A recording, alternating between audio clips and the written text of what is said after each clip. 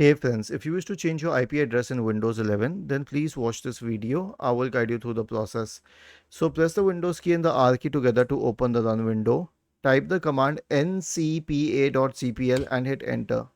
This will open the network connections window. Right click on the active Wi-Fi connection and select properties. Double click on Internet Protocol version 4. Okay, there's something called as obtain an IP address automatically. Change it to use the following IP address. Now enter the IP address here and the default gateway.